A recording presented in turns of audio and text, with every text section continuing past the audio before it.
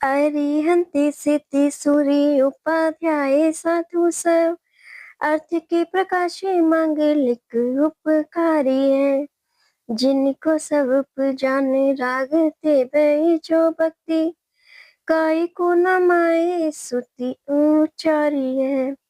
धन्य धन्य तिन ही से काज सब आज भय कर छोड़ बारे बारे वंदना हमारी है। मंगल कल्याण सुख ऐसो हम चाहत हैं। हो मेरी ऐसी दशा जैसी तुम धारी है। हो मेरी ऐसी दशा जैसी तुम धारी है। हो मेरी ऐसी दशा जैसी तुम धारी है। जय जिनेंद्र। हमारे YouTube चैनल जिनमार्ग में आपका स्वागत है। हमारा पद्म पुराण ग्रंथ चल रहा है।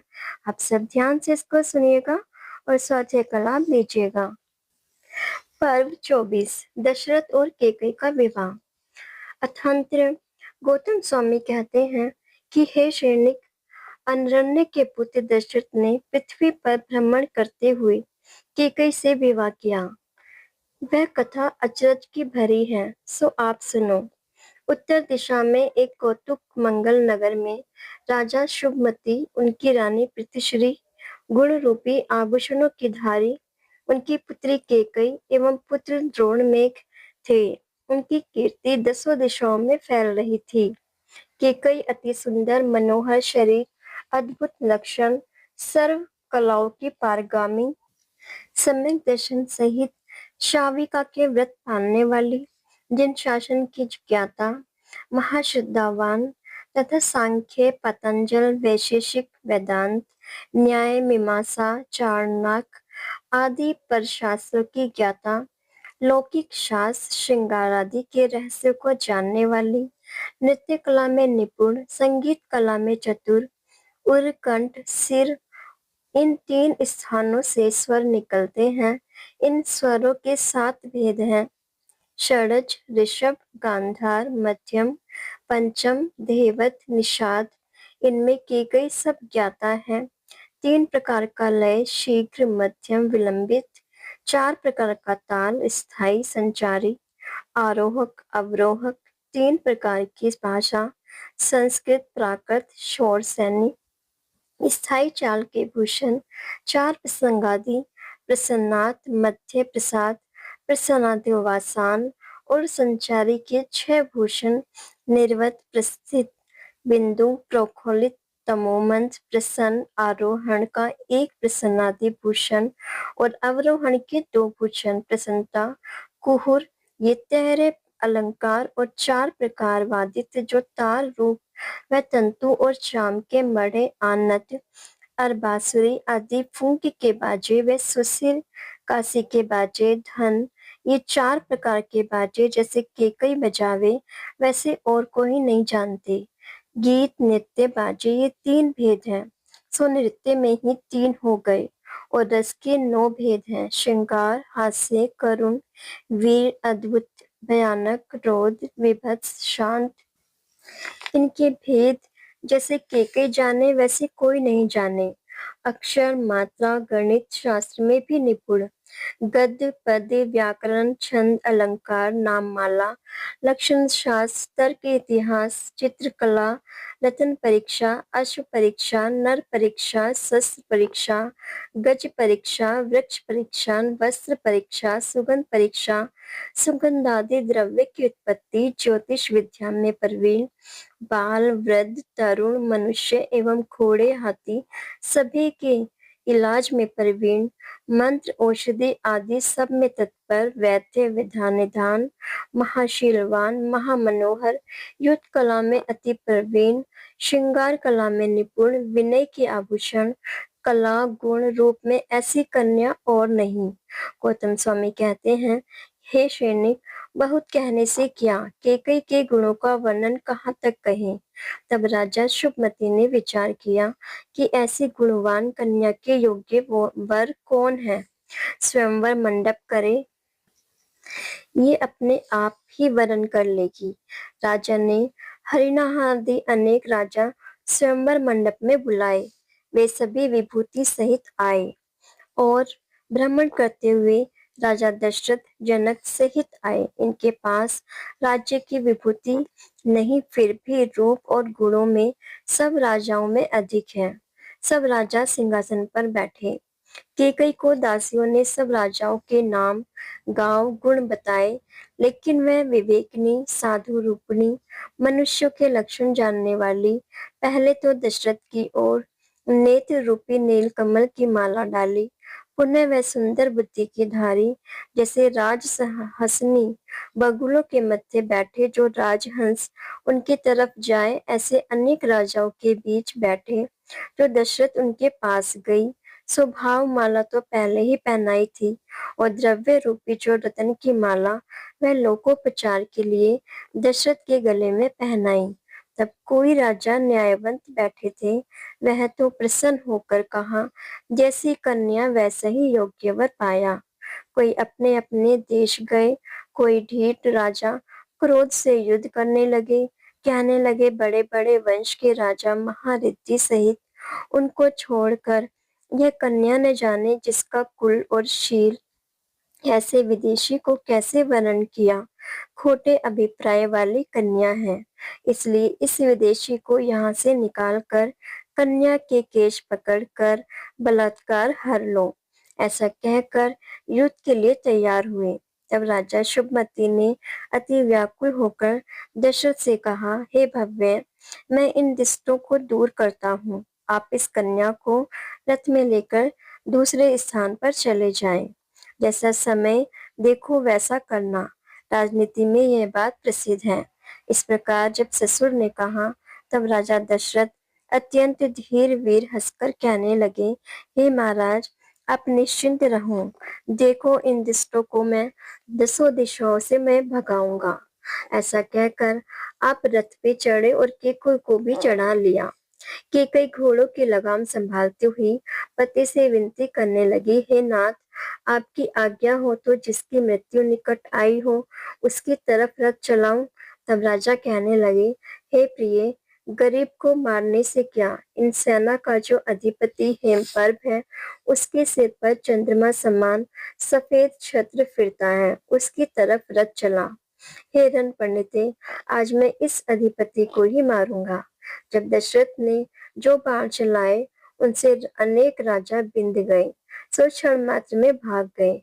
तब हेम पर सबका स्वामी लज्जावान होकर दशरथ से लड़ने को हाथी, घोड़े, रथ, प्यादे सहित आया। शूरपने का शब्द कर तोमर जाति के हथियार, बाण, चक्रादि शस्त्र अनेक दशरथ पर डाले। यह बड़ा आश्चर्य है। दशरथ राजा एक रथ का स्वामी था। वह युद्ध के समय मानो असंख्यात रथ हो गए। अपने बाणों से शत्रुओं के बण काट डाले। दशरथ ने जो बाण चलाए वे किसी की दृष्टि में नहीं आए, शत्रुओं को लगे। राजा दशरथ ने हेम पर्व को क्षण मात्र में जीत लिया। उसकी ध्वजा छेदी, छत्र उड़ाया, अश्व घायल किए, रथ तोड़ा, रथ से नीचे डाल दिया। तब हेम पर्व राजा दूसरे रथ पर चढ़कर भय से कंपायमान होकर अपना यश कलाकार शीघ्र ही भाग भाग गया। एक दशरथ ने अंतरथ जैसा काम किया। एक दशरथ सिंह सम्मान उसको देख सब योद्धा सब दिशाओं में हिरण सम्मान भाग गए। अहो धन्य शक्ति, इस पुरुष की ऐसा शब्द ससुर की एवं शत्रु की सेना में हुआ, और बंदी जनों ने वीरत का बखान किया। राजा दशरथ महाप्रताप को धारण कर कौतुक मंगल नगर में कैकई से पानी ग्रहण किया। महामंगलाचार हुआ। राजा दशरथ कैकई से विवाह कर अयोध्या आए और जनक भी मिथिलापुर गए। फिर उनका जन्मोत्सव और राज्य अभिषेक महाविभूति से हुआ। सब भय रहित इंद्र समान रहने लगे। सब रानियों के बीच राजा दशरथ कैकई से कहने लगे, हे चंद्रवदनी, तेरे मन में जो वस्तु की अभिलाषा हो वह मांगो, जो आप मांगो वह मैं देऊं। हे प्राण प्यारे, तुम्हारे से मैं अति प्रसन्न हूँ। जो आप युद्ध में रथ को न प्रेरती तो एक साथ इतने शत्रु आए थे, उनको मैं एक साथ कैसे जीतता। जब रात्रि का अंधकार जगत में फैल रहा है, तब अरुण समान सारथी नहीं हो तो उसे सूर्य कैसे जीते। इस प्रकार केकई के गुण वर्णन राजा ने किए। तब पतिव्रता लज्जा से नीचे मुख कर देखती रही। राजा ने पुनः कहा, वर मांगो। तब केकई ने विनती की, हे नाथ, मेरा वर आपके पास धरोहर है। जिस समय मेरी जो इच्छा होगी उस समय वह ले लूंगी। तब राजा ने प्रसन्न होकर कहा, हे कमल वदनी, अद्भुत बुद्धि है तेरी। महानरपति की पुत्री, नय की ज्ञाता, सर्व कलाओं की पारगामी, भोगोपभोग की निधि, तेरा वर मैंने धरोहर रखा। तुम जब जो मांगोगी वही मैं दूंगा। और सभी राजलोक केकई को देख हर्ष को प्राप्त हुए। वे सोचने लगे, यह अद्भुत बुद्धि की खान है, जो कोई अपूर्व वस्तु मांगेगी। अल्प वस्तु क्या मांगे। गौतम स्वामी कहते हैं, हे सैनिक, लोक का चारित्र मैंने आपको संक्षेप से कहा। जो पापी दुराचारी हैं, वे नरक निगोद के दुख पाते हैं, और जो धर्मात्मा साधु जन है, वे स्वर्ग मोक्ष में महासुख पाते हैं। भगवान की आज्ञा अनुसार बड़े सत्पुरुषों के चारित्र आपसे कहे। अब श्री रामचंद्र जी की उत्पत्ति सुनो। कैसे हैं रामचंद्र जी। महा उदार, प्रजा के दुख हरने वाले, महान्यायवंत, महाधर्मवंत, विवेकी, महाशूरवीर, महाज्ञानी, इक्ष्वाकु वंश का प्रकाश करने वाले बड़े सत्पुरुष हैं। रानी केकई को राजा दशरथ का वरदान कथन करने वाला 24वां पर्व पूर्ण हुआ। पर्व 25, राम लक्ष्मण आदि चारों भाइयों का जन्म और विद्याभ्यास। अथांतर, जिसे अपराजिता कहते हैं, ऐसी जो कौशल्या रतन जड़ित महल में महासुंदर सेज पर शयन कर रही थी, सो रात्रि के पिछले पहर में अतिशयकारी अद्भुत स्वप्नों को देखा। उज्जवल हाथी, इंद्र के ऐरावत हाथी समान महाकेशरी सिंह और सूर्य तथा सर्व कलापूर्ण चंद्रमा, ये पुराण पुरुषों के गर्भ में आने के अद्भुत स्वप्न देख आश्चर्य को प्राप्त हुई। प्रातः काल के बाजे एवं मंगल शब्द सुनकर सेज से उठी। प्रातः काल की क्रिया से निवृत्त हो शुभ स्वप्न देखने से मन हर्षित होकर विनय सहित सखियों के साथ भरतार के समीप जाकर सिंहासन पर बैठी। कैसी है रानी। सिंहासन को शोभित करने वाली, हाथ जोड़ नमस्कार कर महामनोहर जो स्वप्न देखे उनका वृतांत स्वामी से कहने लगी। तब निमित्त ज्ञान के पारगामी राजा स्वपन का फल कहने लगे, हे महारानी, परम आश्चर्यकारी तेरे मोक्षगामी पुत्र अंतर बाहर के शत्रु को जीतने वाला महापराक्रमी होगा। राग, द्वेष, मोह आदि अंतरंग शत्रु एवं प्रजा के बाधक दुष्ट राजा बहिरंग शत्रु हैं। इस प्रकार राजा ने रानी से कहा। तब रानी अति हर्षित होकर मंद मंद मुस्कान प्रसन्न मन से अपने स्थान पर गई। रानी कौशल्या ने राजा दशरथ सहित श्री जिनेन्द्र भगवान के चैतालियों में भाव सहित महापूजा की। पूजा के प्रभाव से राजा का मन प्रसन्न हुआ। अथांतर रानी कौशल्या के श्री राम का जन्म हुआ। राजा दशरथ ने महा उत्सव किया। छत्र चवर सिंहासन छोड़कर बहुत द्रव्य याचकों को दान में दिया। उगते हुए सूर्य समान है वर्ण राम का, कमल समान नेत्र है, लक्ष्मी से अलंगित है वक्र उनका, इसलिए माता पिता सब परिवार ने इनका नाम पद्म रखा। फिर रानी सुमित्रा महाशुभ स्वप्न देखकर आश्चर्य को प्राप्त हुई। वह स्वप्न कैसे हैं सुनो। एक बड़ा केशरी सिंह देखा। लक्ष्मी और कीर्ति आदर से सुंदर जल से भरे कलश कमल के पत्तों से ढके उनसे स्नान कराती। और आप सुमित्रा बड़े पहाड़ की चोटी पर बैठी समुद्र पर्यंत पृथ्वी को देखती है और देदीप्यमान है किरणों का समूह। ऐसा सूर्य देखा। अनेक प्रकार के रत्नों से मंडित चक्र देखा। यह स्वप्न देख प्रातः काल के मंगल शब्द सुन सेज से उठकर प्रातः काल की क्रिया कर विनय सहित पति के पास जाकर मधुर वाणी से स्वप्न का फल पूछा। तब राजा ने कहा, हे प्रिय, तुम्हारी पृथ्वी पर प्रसिद्ध पुत्र होगा। शत्रुओं के समूह को नाश करने वाला, महातेजस्वी, अनुपम बलधारी, अद्भुत चेष्टा से युक्त होगा। ऐसा पति ने कहा था। वह पतिव्रता हर्ष सहित अपने स्थान गई। सब लोगों को अपना सेवक मानती रही। 9 महीने पश्चात परम ज्योति का धारी पुत्र रतन का जन्म हुआ। मानो रत्नों की खान में रतन ही उत्पन्न हुआ। जैसे श्री राम के जन्म का उत्सव किया था, वैसा ही उत्सव किया। जिस दिन सुमित्रा के पुत्र का जन्म हुआ, उस दिन रावण के नगर में हजारों उपद्रव हुए और मित्रों के नगर में शुभ कार्य हुए। इंदिवर कमल समान श्याम सुंदर शुभ लक्षणों से सहित पुत्र, इसलिए माता पिता ने लक्ष्मण नाम रखा। राम लक्ष्मण ये दोनों राजकुमार महामनोहर रूप, मूंगा समान लाल होठ, लाल कमल समान हाथ एवं पैर हैं। मखमल से भी अति कोमल महासुगंध में शरीर है। यह दोनों भाई बाल क्रीड़ा करते हुए सबके मन को हरते थे।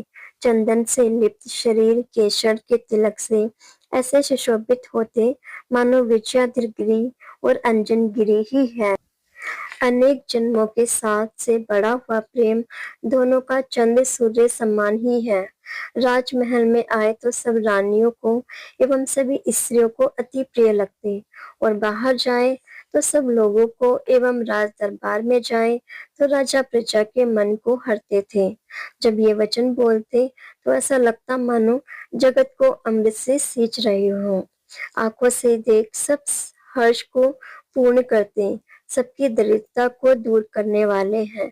सबके हितु मानो ये दोनों भाई हर्ष और शूरवीरता की मूर्ति ही है। अयोध्यापुरी में सुख से दोनों राजकुमार क्रीड़ा करते हैं।